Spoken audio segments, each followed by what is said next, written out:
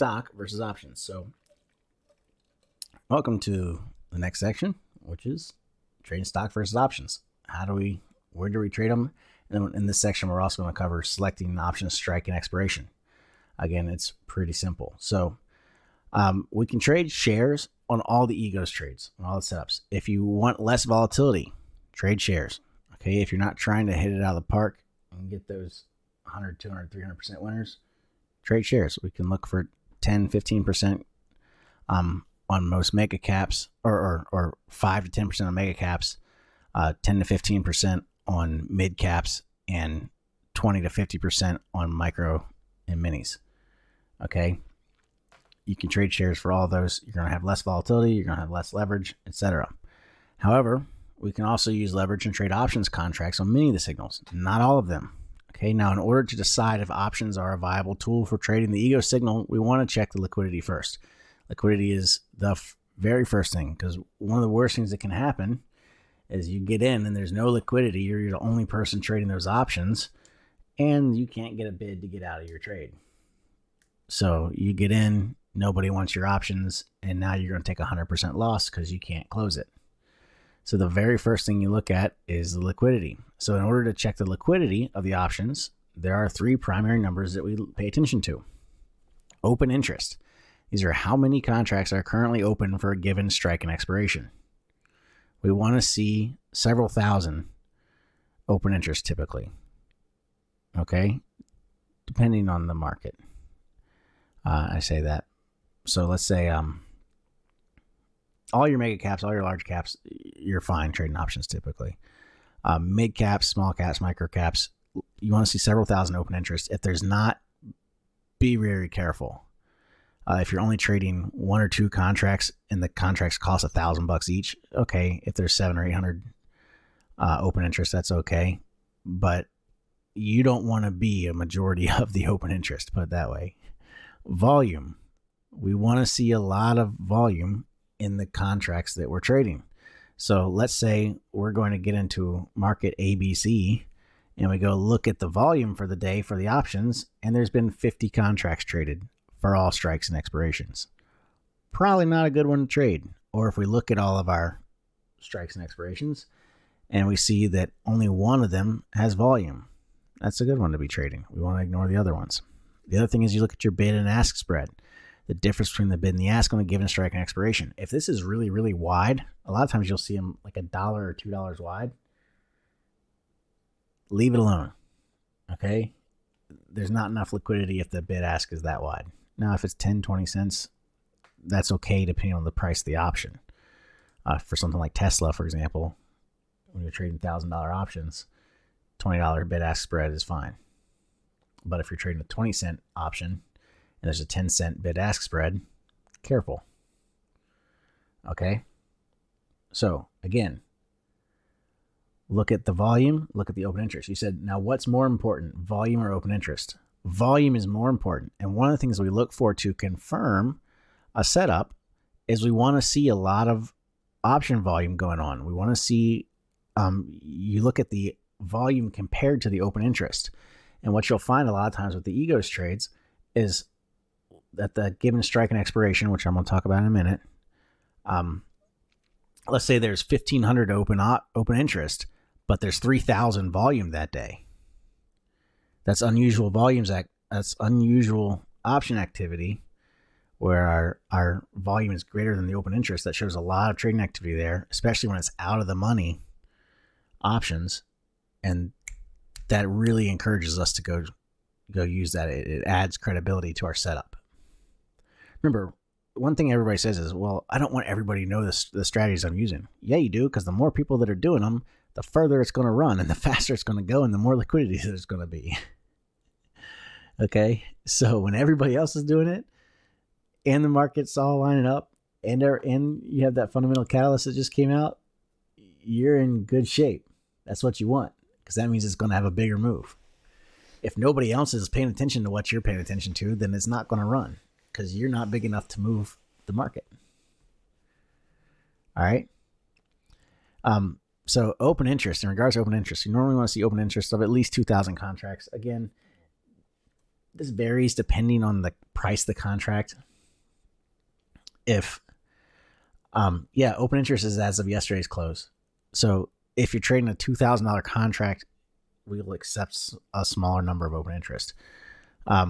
Volume, we want to see at least several hundred contracts traded per day. Again, this varies. If you're trading something like a 20 cent or 30 cent option, you want to see several thousand traded typically.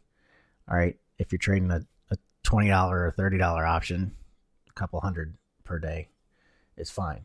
That is a good thing to note, by the way. Open interest lags by 1 day. Okay. Volume is up to date, because a lot of times what will happen, let's say so open interest is how many contracts were left open at the end of the trading day. Volume is how many contracts were traded. A lot of times there'll be a full round turn. So somebody will have opened it and closed it. So that makes the net change in open interest 0. But let's say they opened up 5 and closed 3. That adds net change in open interest of 2. Okay. Does that make sense? Is it 2,000 open interest for all contracts combined, or each individual? Each strike. Volume may not be much early in the morning. Exactly. That's why you're going to look at the open interest. Well, first thing in the morning, volume will obviously be lower because it's real time. But open interest will be there. If there's no open interest, though, and the volume is low, then nobody's trading that option, and you don't want to mess with it. But if open interest is 2,000 contracts and volume's only been 200 because it's 935, you're in good shape. See what I mean? How you kind of compare the two.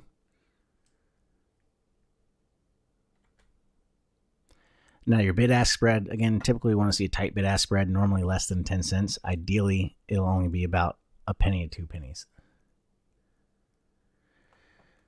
Sorry, could you repeat the unusual options comment you made? Yeah, one of the things you'll look at is once we identify the strike and the expiration, which again I'm going to go over here in just a minute.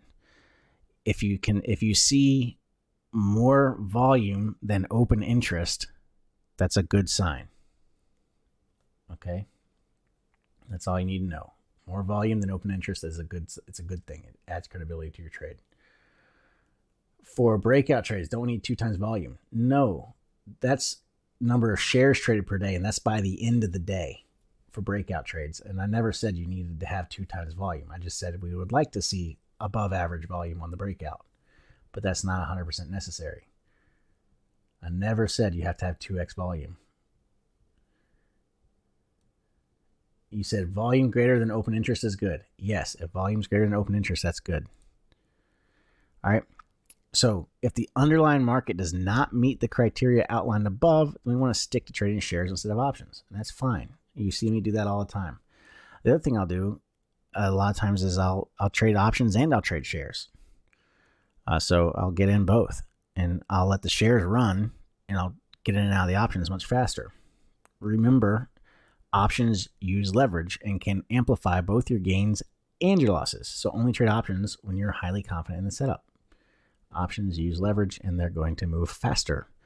Or you might see a 2 or 3% move in the underlying. You might see a 10, 20, 30% move in the option. Or if you're trading a mega cap and you see a 5% or 3% move on the daily, you might see a 100% move on your option. Okay. So let's talk about how do we select the options and the strike and the expiration. So how do we know which options to trade when we do decide to trade options? Okay. Now, if you're trading an optionable stock and the liquidity meets the requirements, we can look to trade options instead of shares. Before entering the trade, though, you need to determine what options, expiration, and strike to use. All right. Now, because Ego's trade should move our direction quickly within 1 to 4 days, we're normally looking to trade a monthly expiration 4 to 6 weeks out. Now you're probably saying, Thomas, why? Why are we looking to do that? If you want to be more aggressive, you absolutely can trade weeklies because we do expect it to move our direction within 1 to 4 days. Okay, you can trade weeklies all day long. Just remember that time decay really eats into the value of the option if you're trading weeklies. I normally don't trade weeklies unless I'm only holding it for the same day or I plan on exiting the very next day. Okay, and I still don't even like doing that because especially when you're trading a weekly, overnight time decay can hurt if it doesn't run your direction. So when determining the strike, you want to look at the open interest and the volume, but we also want to trade a strike that's either 4 to 5% out of the money, or ideally, I'll look at an option that's has the most open interest, has the most liquidity, or has the most volume, and it's at my target.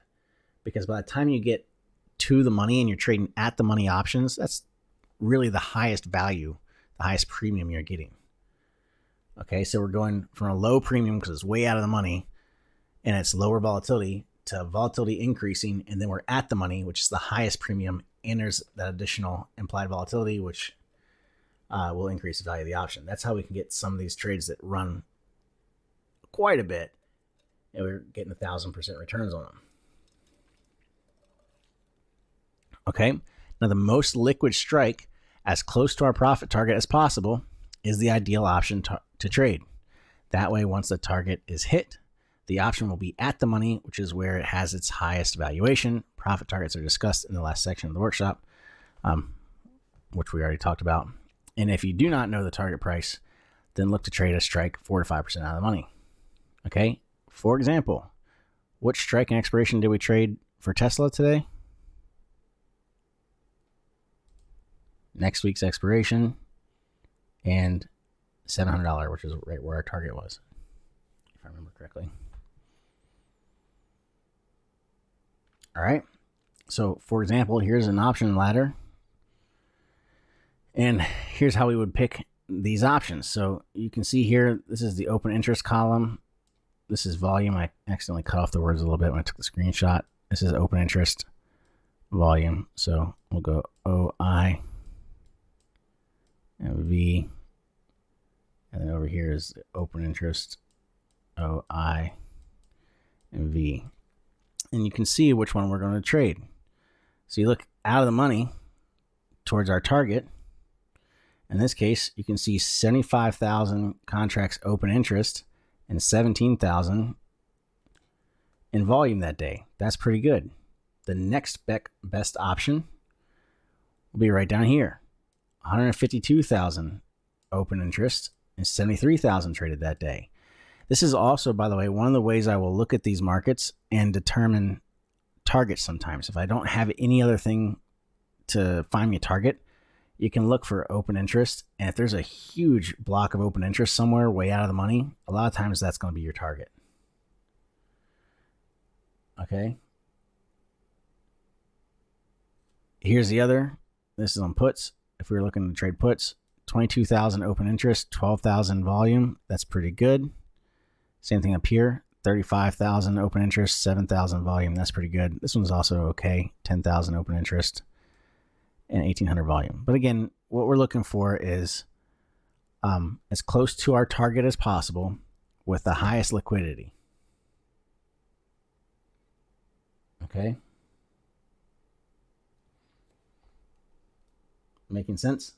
And every once in a while, you'll see something crazy where it'll be like 5,000 open interest, 100,000 volume. That's your unusual options activity, and pay attention. Now you want to be careful though when you do see that, because what'll happen is a lot of times that premium will be way up because everybody's buying it. So what I'll actually do is I'll just trade just before that strike because the premium won't be as high. Okay.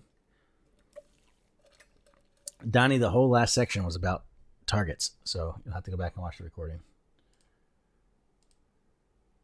Because there's like 4 different ways we look at targets. But mainly, remember, we're looking at gap fills, previous pivot highs and lows. And if we don't have those, then you look at open interest. All right, on trading some of the more expensive options, what's your opinion about long debit spreads or long put spreads? I don't trade any spreads at all. Keep it simple. I don't trade any spreads at all. The only time I do anything that's like considered a quote-unquote complex option strategy would be trading a straddle or a strangle. And I only do that if it's in earnings, and I'm trading like earnings lottos, basically. All $5 increments on this one. Yeah. This is Apple, if I remember correctly.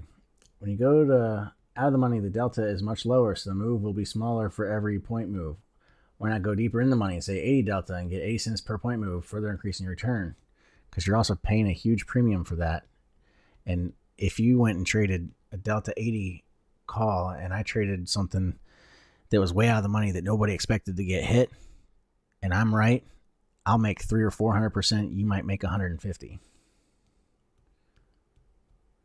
Is that the total volume for that day, or is it that total volume traded for that strike across all time frames? That's the total volume for that strike and expiration. That's what this is. This is the volume for that strike and expiration. You can see each strike has its own volume. Didn't you say earlier look for volume being higher than open interest? Yeah, I said ideally that it will be the case, but you don't have to do that. Again, when I'm selecting a strike and target, I'm looking at the highest liquidity as close to my target as possible. And then if you see something crazy where it's like 5,000 open interest and 100,000 volume, take note, because that's unusual options activity, and a lot of times that means something's getting ready to happen. The problem deep in the money, spread gets wide. Yeah, your spread gets wide and your options get really expensive. I don't like trading really expensive options, to be quite honest with you.